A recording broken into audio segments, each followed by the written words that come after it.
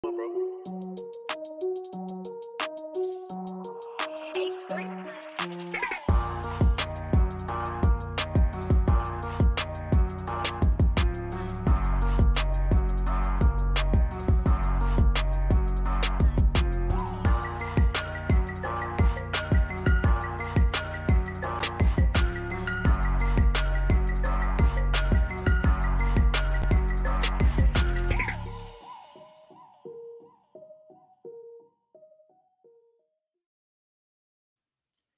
what's going on, Who That Nation? It is yours truly, TJ Jones, the host of the State of the Saints podcast.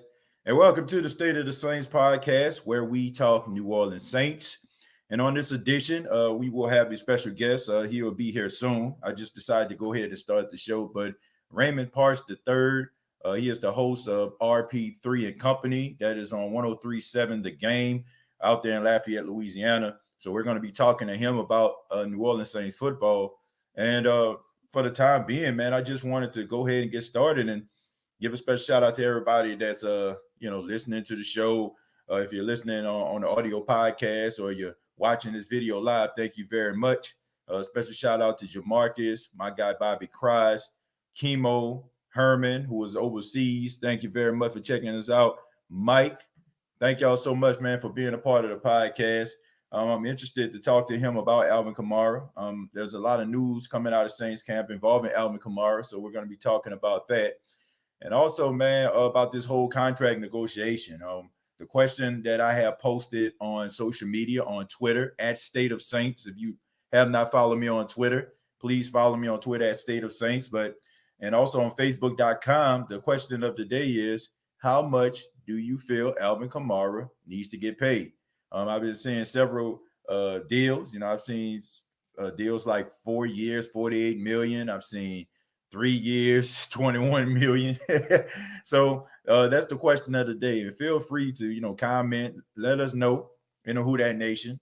How much do you feel Alvin Kamara needs to get paid by New Orleans Saints? Because I think it's pretty much a foregone conclusion now that the Saints are going to pay him. I know yesterday there was a lot of chaos, a lot of confusion that went down, in New Orleans and from Saints fans. But I want to give a special shout out to everybody in the Saints media, man, New Orleans media. I mean, did not take the bait. I don't know how is it that, the national media, Josina Anderson, and no disrespect to them, I just don't know how, they came up with that. And I don't know who actually put that story out there, but the local media, nobody was even talking about it. It was wasn't even that big of a deal. So, I mean, and then Ian Rappaport came out, he clarified everything. So thank goodness, he was out there, because a lot of people would have been really upset. We didn't know what to think. And I went out on a limb. Well, it wasn't going out on a limb. I just basically said it. If Alvin Kamara would have got traded by the New Orleans Saints, that would have been the worst decision that this franchise has made ever, in my opinion. I mean, to give up a guy like that with that type of talent, I don't think that would have been a good idea. But he is back at camp today. The Saints kicked off at noon Central Standard Time. They had camp today, and he was there. So I mean, I guess this is an open and shut case here. I guess we can all just kind of woosah and calm down and everything. So, we ain't got nothing to worry about. It's all good, right? It's all good. All right. So until Raymond Partsch gets here, I guess I'll just be taking some questions from the Who That Nation. Let me see. Kamara needs to realize he is not CMC. He ain't getting that money. Not a true number one back. First off, Mr. T Money, look, that's a good statement, but I need you to understand what's going on here. Alvin Kamara never asked for money that is in the same ballpark as Christian McCaffrey. He didn't even ask for money more. He didn't ask for more money, than Christian McCaffrey. What he did was, hold on, let me take your headphones off. I don't even need them right now. What he did was he wanted to be paid fairly. So all this stuff about men wanting to get paid more than Christian McCaffrey, wanting to get more Skrilla than him, that is not true. So I don't know where that came from, but that's not accurate. The guy just wants to get paid fairly. All right, whatever fairly is to him, I don't know, but he didn't say anything about wanting to get paid more than Chris McCaffrey, and neither did his agent. So, I don't know where that came from, but that's not accurate. 5 years, $60 million for AK-41. Okay. I don't know if they'll give him 5 years or not. I was thinking maybe in the realm of 4 years, but we'll see, man. I just hate the fact that running backs get treated the way that they do. I hate that they get treated so unfairly, man. They're always at the bottom of the totem pole when it comes to getting paid, and I think that's pretty sad, man. So 5 years, 60 million might be a little bit.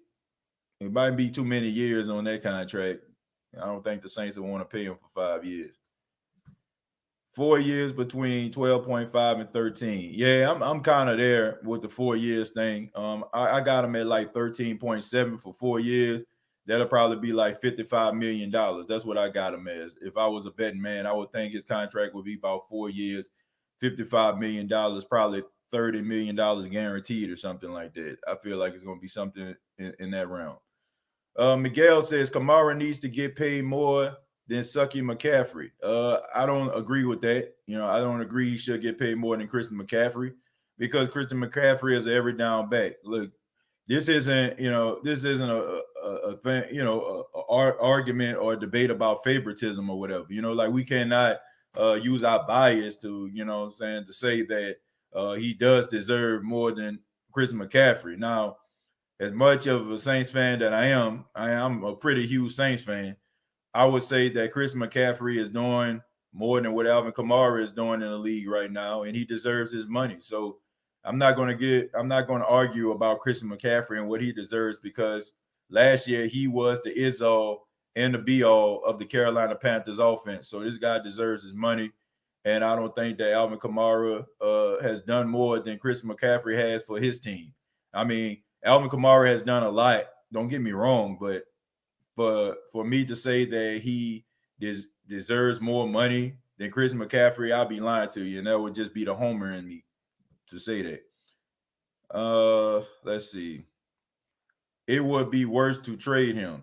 Well, I don't think the Saints ever thought about trading him. I mean, if you look at some of the stories that were coming out, they were talking about getting a first-round pick for him.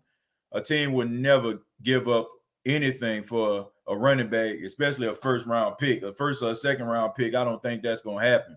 I think that the Saints kind of leaked it. If I was a betting man, I feel like the New Orleans Saints organization leaked this story to try to get leverage over Alvin Kamara. His agent came out and said that he didn't say anything about a trade, neither did Alvin Kamara. So I feel like it was the New Orleans Saints organization, someone within that organization leaked this story in order for them to get some type of leverage during the contract negotiation, because as of right now, it seems like Alvin Kamara has all the leverage in the world. So, teams don't like that. Teams want to be able to have more leverage than the player. So when they go to the negotiating table, they can be like, look, you did this, and this is what you're going to get. But with Alvin Kamara, I mean, he's so beneficial to the team's success. You know what I'm saying? The ball is basically in his court. And I can tell you, teams do not like that at all. They don't like it at all. They are underpaid, but our little guys only have so many hits in them. Then running backs start I agree. You know what I'm saying? They start to kind of fall apart. You know what I'm saying? Depreciate a little bit. I agree with that. But at the same time, man, the running back only get paid one big payday. After that, they're getting about $2 and $3 million, because they are a position where a lot of teams feel like they are a depreciating position. They feel like around the time they get around 30, then they're damaged goods. So these guys want to be able to get the money while they're young and they're in their prime, because they know towards the tail end they're not going to be able to name their price like Alvin Kamara can as of right now. Casual says, hello, TJ Jones, the host. And Who Dat Nation. I love to keep Kamara for 4 years or so. Yeah, me too, man. I think that 4 years would be it would be a good look. It would be a good look for him, and I think that the New Orleans Saints are probably going to end up keeping him for 4 years. That's the contract I think he's going to get. McCaffrey has been used more since the Panthers didn't have a passing game, which gives McCaffrey higher stats. I'm definitely not saying McCaffrey isn't a workhorse. I think he is a workhorse, Vanessa. I think that, man, look, like I said, I know I'm a Saints fan, but I got to give the credit where the credit is due. I mean, Chris McCaffrey is a durable, do everything back, and the Carolina Panthers are very fortunate to have him because he was the team last year. Kyle Allen, who was playing most of the season because Cam Newton was injured, he was out for the year. He relied heavily on Chris McCaffrey, and he answered the call, man. I mean, dude had over 1,000 yards rushing, 1,000 yards catching. You know what I'm saying? So, I mean, you can't get more productive than that at the running back position. I'm just saying, as of right now, Chris McCaffrey is a better running back, a better overall back than Alvin Kamara is. Okay, it's not to say that if the Saints didn't use Alvin Kamara in a variety of ways, he wouldn't be able to answer the bell. It's just the way that the Saints use their running backs. They're running back by committee. The fact is Kamara is above average running back than what they had in the past. So I think you need to pay him as such. But, Alvin Kamara to me is a different type of running back. Alvin Kamara is the type of guy who I feel like can fit in really well and fit in like a glove, with any team. If a team, required him to run between the tackles, I feel like he'll be able to do it. I feel like if a team gave him, the opportunity to catch the ball out of backfield like the Saints, he can do it. I think he can do a variety of things. But right now, Who Dat Nation, I want to welcome in. I want to welcome Raymond Partsch III, part of RPIII and Company on 103.7 The Game. How you doing, Raymond? How's it going, man? I'm glad to be here, man. Just trying to – I can't believe, man, it doesn't feel like – I know the season starts a week from tomorrow, right? I know it does. Right. My brain tells me we're going to have Chiefs, Texans kicking off the season, then Saints, Bucks a few days later. I'm not going to lie to you, man. My heart does not feel that way. It's still weird, man. I don't know if it's because the NBA playoffs are still going on and everything's so crazy. But, man, I'm still trying to – I'm like, it's going to be here, but part of me – is not going to believe it until I actually see it. I mean, I'm with you, Ray, because man, a lot is going on right now. I mean, for us to get to this point, I mean, a pandemic. We didn't even think we were going to have football, but here we are, man. About to get ready for the 2020 season, and we talked about it last night. We kind of joked online. We said, "What were we going to talk about today?" I mean, what can we possibly talk about? But is there something going on involving the New Orleans Saints? I'm not sure. I mean, but I think there's something about Alvin Kamara in a contract negotiation. I could be wrong, but Alvin Kamara missed 3 days of practice. Some sources were saying that it was unexcused absences. There's been reports to say he was actually in the building for those 3 days. Just not practicing. Right. Yeah, exactly. So RP3. What's really going on, man? What do you think was happening with Alvin Kamara? And who spilled the beans? Did these beans need to get spilled? I mean, what was going on, man? Well, look, I'll tell you this: covering this team for the last couple of years and having guys that cover the team even better than I do, and reaching out to folks. Look, AK-41 is going to get paid, and that's what he wants. Right. He does not want to. He's not demanding to be paid like Christian McCaffrey. That's right. He's not wanting the $16 million. Right. I don't even think he wants Zeke Elliott $15 million annual salary kind of money. I just think he knows that he's better than Le'Veon Bell. He's better than Joe Mixon. He's probably better than Derrick Henry, right? He brings something different than those guys do, and those guys right now are getting paid. And here's the thing. Saints fans have to know this. The Saints got him at a discounted rate because he's still on that rookie deal. Now, I know he gets bonuses because he's been to the Pro Bowl every year. I get that. But it's been a steal for them on what they've had to pay him. I compare it to what the Seahawks had to pay Russell Wilson early on when he was on that rookie deal, and they were able to build around him, right? They were able to pay the Legion of Boom, and they were able to pay Marshawn Lynch, and they didn't have to pay Russell Wilson. Well, the Saints haven't had to pay Alvin Kamara, right? They haven't had to pony up. They're going to get a deal done. Look, Mickey Loomis is a wizard, right? He's an old school shaman voodoo man. He understands how to manipulate the salary cap. So they took care of Michael Thomas last year. They took care of Cam Jordan last year. Right. They figured out Think about it this way, man. They figured out how to bring Drew Brees back and add Emmanuel Sanders and bring back Malcolm Jenkins back to the team and keep their guys and draft guys. Like, they were able to figure out the salary cap that way. So I think they get a deal done. I think if you're Alvin, this is the last year of your rookie deal. Your agent is negotiating, and this is what every player does. They'll say, hey, you know what? I'm going to take a couple of days off in camp just to let you know that I'm serious about what I want and what I'm demanding. I think they get a deal done. I wouldn't be surprised if you see them get a deal done by the end of this week or by the start of the season. I really don't. I think yesterday we're all stressed and freaked out because of COVID. And I think you saw that happen online on social media. And this thought that they should trade him. Look, if they were going to trade AK, they should have done it back in March. When they parted ways with Mark Ingram and didn't bring him back over, it was a year on the contract, roughly, around $2 million? And Cam Jordan, Demario Davis, Michael Thomas, they didn't like that, remember? And AK did not like that either. But the Saints did it then. And it gave them time to patch up things and give it time to have the whole team on board for them trying to win a Super Bowl last season. Well, you don't trade away one of your best players, man. A week and a half before the start of the season. You just don't do that. RP3, you're definitely right about that. I definitely agree with that. But are you concerned about why they said he missed 3 days of practice? Epidural shot, in the back, making him miss 3 days. I mean, a steroid injection in the back. Are you concerned about that when you're negotiating a running back? First of all, I would be concerned negotiating with a running back, period. See Todd Gurley with the Los Angeles Rams. And now Todd's on a one-year deal trying to keep his career alive with the Atlanta Falcons, and there's issues with his knees there. So, yes, if I'm Mickey Loomis and the rest of the front office, that's part of my negotiation, right? I'm bringing that to the table, and I'm like, hey, we love you. You're a dynamic playmaker.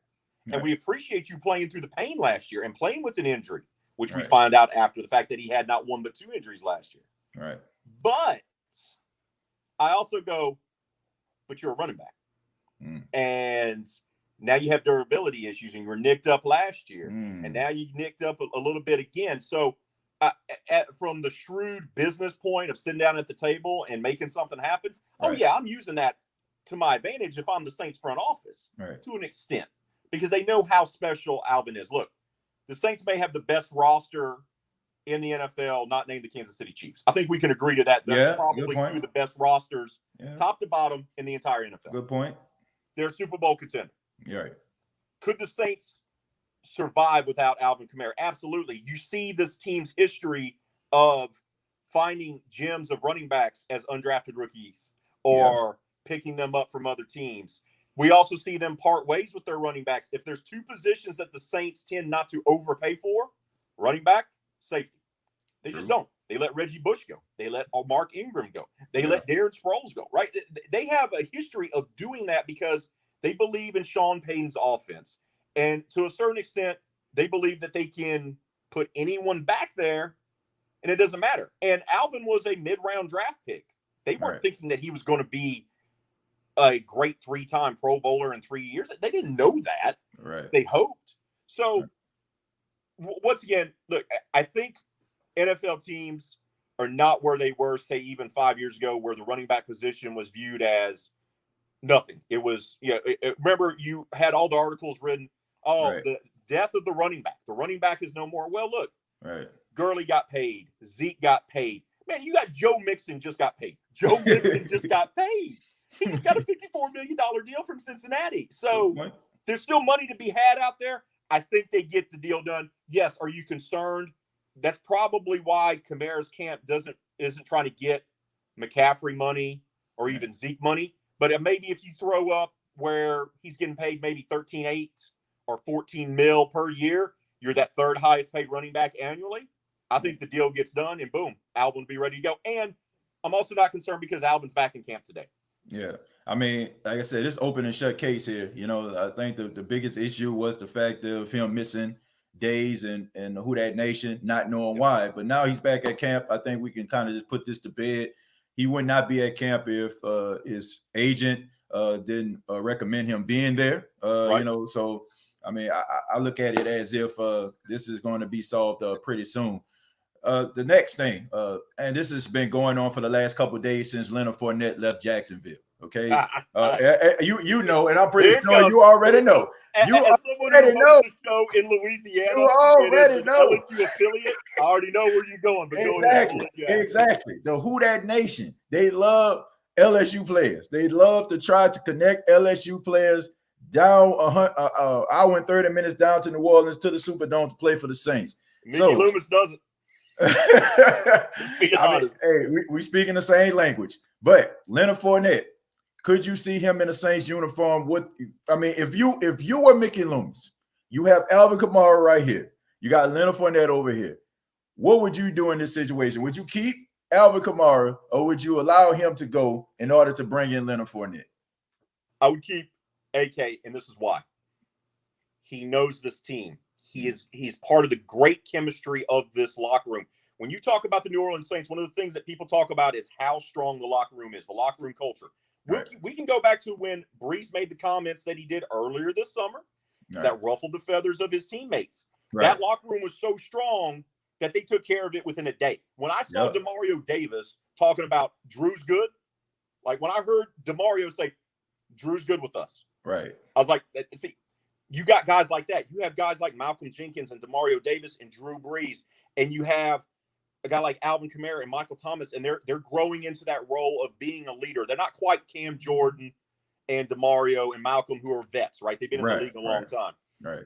But he's part of the team's chemistry. He's part of it. I love Fournette. I do. Right. But he did not have just one or two little things that happened in Jacksonville, right? He had multiple, right?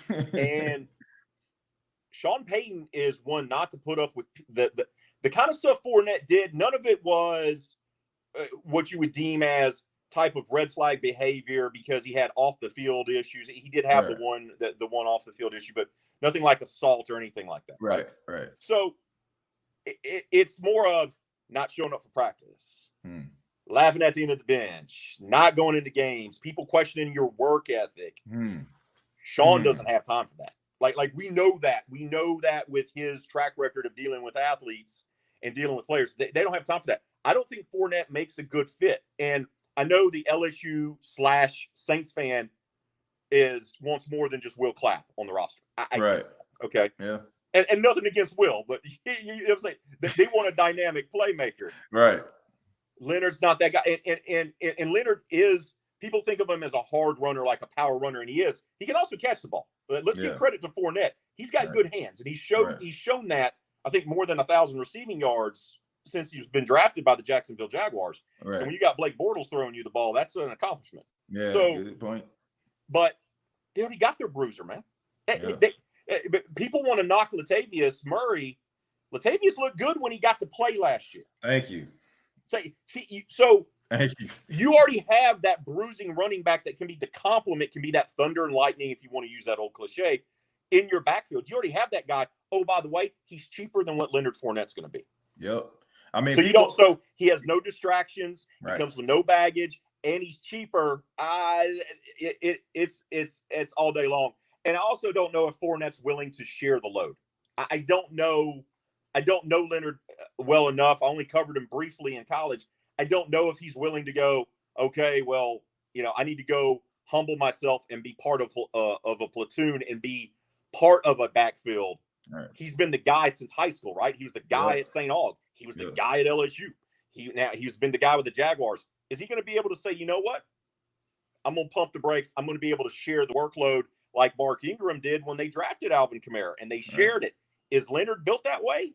I don't know. I don't think he is. If you look at what the Jaguars did with him, I mean, he was carrying the ball like 25, 30 times a game. I mean, like you said, is he going to humble himself from a guy that was getting 25 to 30 carries a game to getting about 11 to 12? If you are a guy who aspires to be great, that's going to really bother you. Everybody's not like Latavius Murray, who's a team player. I mean, you seen what Adrian Peterson did week 1 when Sean Payton didn't put him in the game. You know, I mean, gave him the death stare. You know, like, so imagine what a young 24, 25-year-old kid is going to do when you put him on the back of the bench and he's not playing in the game. That's exactly who I thought of when someone brought up Fournette. I thought of Adrian Peterson. I said, no, it's not. And look, Peterson's great. That guy's going to be a Hall of Famer, right? Yep. Look, he's going to camp. We know that, no doubt. But he wasn't a fit. Just because you're a talented player, we fans tend to look at things too much, brother, like fantasy football. Well, I look at his stats. I know he produces, so I'm just going to put him on my team. That's not how it works. Like, you have to find guys that are right fits for your system and for your locker room. I don't think Fournette's that guy. I just don't. Yeah, and then, I mean, as much of an issue it was back in, I think, between about 2013 to 2016 in the locker room, when the Saints had bad apples in the locker room. Drew Brees even came out and said he even contemplated retirement.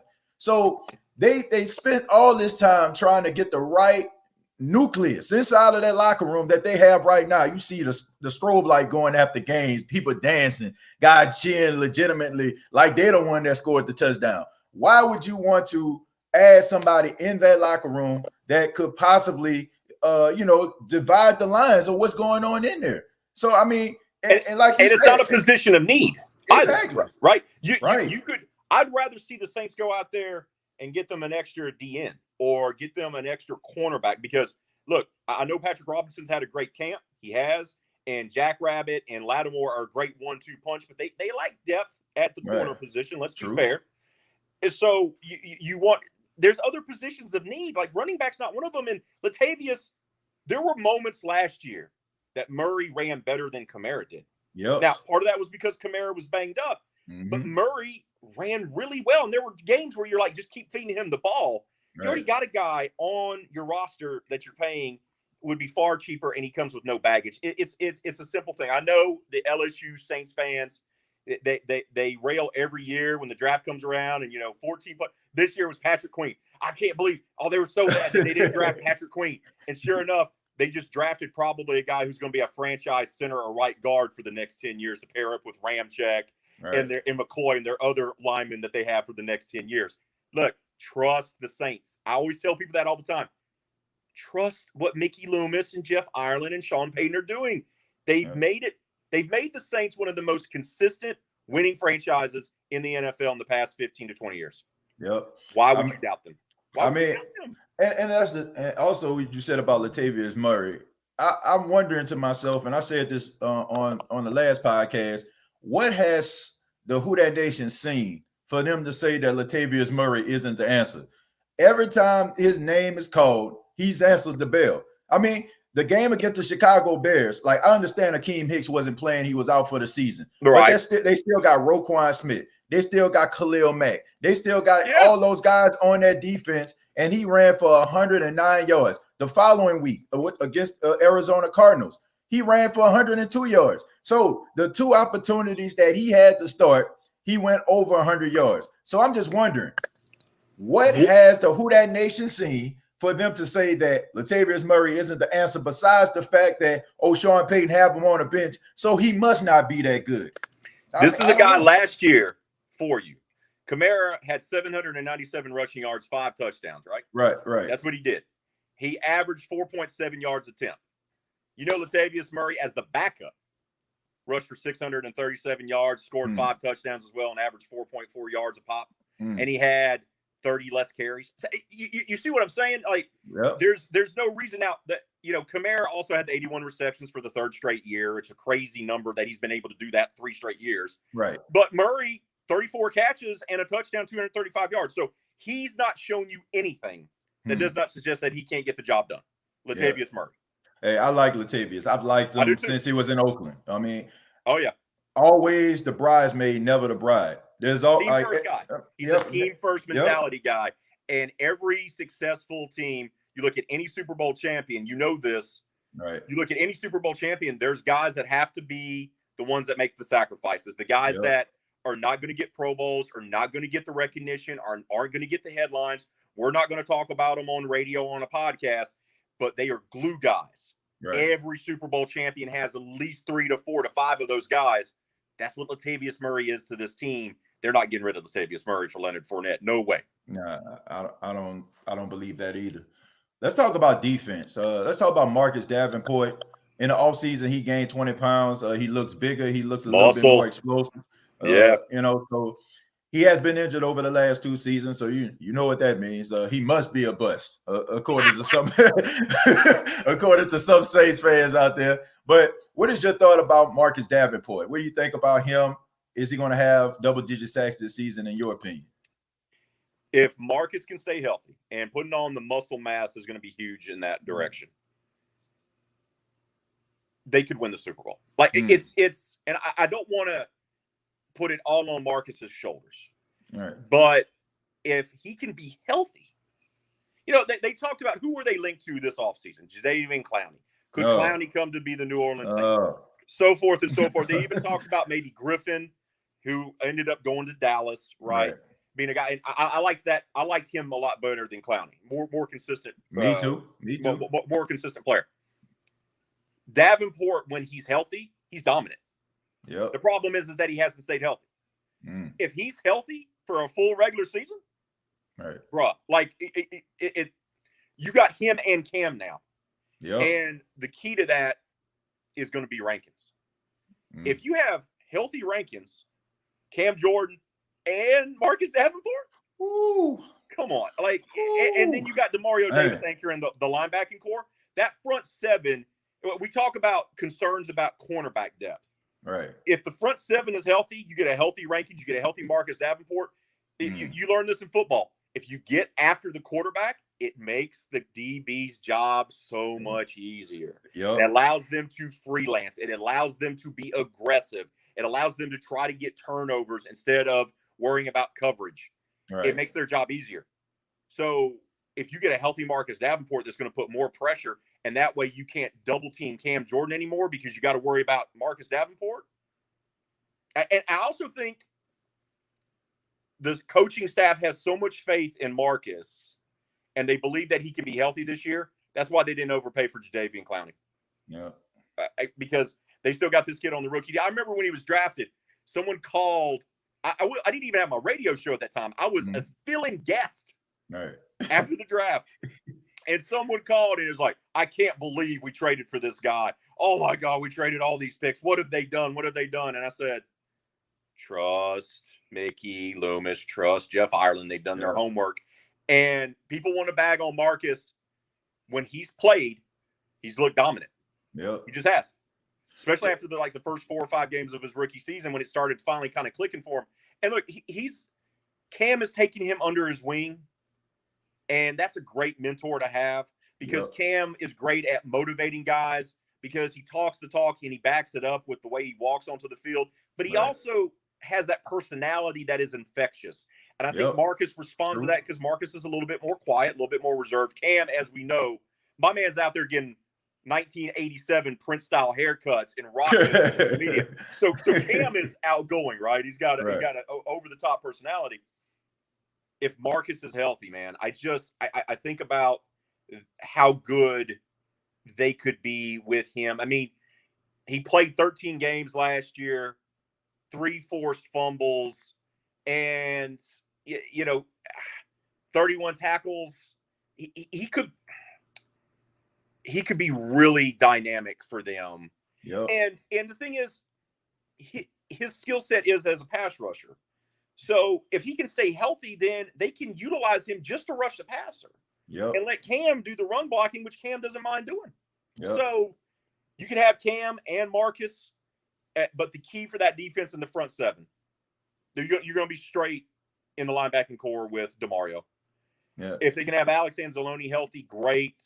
Right. Watch out for Caden Ellis. I know everyone's talked about Zach Baum, the rookie that they drafted out of Wisconsin, but they are really high on Caden Ellis. That coaching staff is and that team is. Demario's done a great job of mentoring. I had Alex Anzalone on my show earlier this year, and he talked about how Demario automatically mentors the younger guys. I think linebacking core is going to be fine. Right. If Sheldon Rankins can be healthy. I have a bigger question mark if Rankins can be healthy to help that front seven than I do Marcus. I think Marcus is in better shape.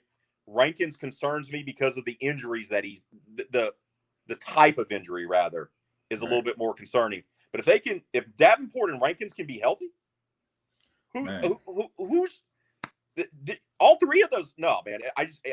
I try not to get too excited just to think about it because we haven't seen it all that much because of Davenport and Rankins' injuries. Right. Having all three of them on the field at the same time, that could be good. That's salty. And think about it. And Yamada, and Yamada is not underrated. A slouch. Yeah, I mean, completely underrated. I mean, the Saints re-signed him for a reason. You talked about mentors. Malcolm Jenkins coming back to New Orleans Saints, spent 6 years in Philadelphia, comes back a more seasoned, polished veteran.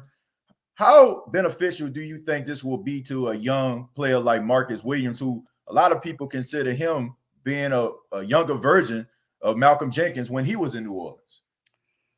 I can guarantee you this.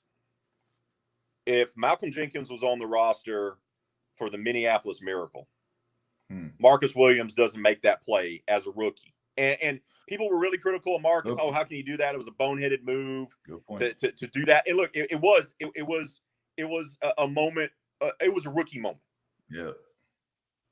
You have Malcolm Jenkins on that team. That never happens. And I because agree. Malcolm makes sure everyone's going to be in place. And you've heard the reports coming out of camp of how much better Marcus looks. And the tackling is improving, right? I remember this. I wrote a column after they lost to Minnesota this. We lost RPIII for a second. Yeah, man, but he was making some good points, man. I honestly feel like that that Marcus Williams is going to be a much better player. Sorry, man. No, that's okay. We know you were just talking about Malcolm Jenkins and how he can help Marcus Williams. So, yeah. So Marcus is going to be so good, and when they go out and they get Jenkins like this, they provide a calming influence on the back end. He's a vet. You're going to see Marcus Williams develop. You're going to see PJ Williams develop. Right. You're going to see. I still call him Chauncey Gardner-Johnson because I can't keep up with all the name changes. Right. All those guys are going to go to another level. Yeah. And you essentially have – we always talk about how intelligent, cerebral, how a great leader Drew Brees is on the offensive side of the football, right? And that's what we've been talking about for years. Right. That's Malcolm Jenkins on the defensive side. Yeah. He's going to improve that secondary so much. And Marcus Williams – is going to have a breakout season. It just feels that way to me. I think that PJ Williams is going to have a good year, but Malcolm Jenkins is the type of leader that this defense needed. You had Cam up front, but to have the secondary, especially in the modern NFL where, you got guys passing for 4,500 yards and 5,000 yards, you got to have that vet presence on the back end. And what I was saying earlier before my phone went a little wonky is I wrote a column. I felt when I left the Superdome earlier this year in January that the window had closed. It felt that way. Wow. It felt that way because I could not see a scenario where they could afford everyone, that they could have all those pieces, because Drew is going to cost an enormous amount of money. Right. And how are they going to improve that wide receiving core? How are they going to do that? How are they going to free up? They got all these contracts. Remember, Von Bell was going to become a free agent. What are they going to do there? What are you going to do across the offensive line? And once again, I doubted Mickey Loomis, and shame on me for that. So here's a team that won 13 games last year, and went out and brought in Emmanuel Sanders, a guy that's been to multiple Super Bowls, a vet, a guy that can help Traquan Smith and alleviate some of the pressure off of Michael Thomas, but also develop Traquan Smith, which I think Traquan's going to be your number 3 wide receiver. I think that's locked in. Yeah. And then you get Malcolm Jenkins on the other side. They brought in 2 guys that have won Super Bowls and brought those guys in, and still were able to bring back Drew Brees. And now they're going to re-sign Alvin Kamara. And they got Cam, and they got Michael Thomas, and they got Rand. Like, embarrassment of riches, and embarrassment. How it is. So I think Jenkins, if you had to ask me one move, Jenkins is the move. Jenkins is the move that is, he could be the missing element, the missing piece that they have missed the last couple of years when they've had great 13-win regular seasons and have flamed out in the playoffs. Yeah. He's that guy. Yeah. He's just that guy. Sanders is that guy to a lesser extent, mm-hmm. but Malcolm is that guy because Malcolm is going to do, here's the important thing. Malcolm's just not going to be the guy to go out there and say, look, I lead by example. Look what I do.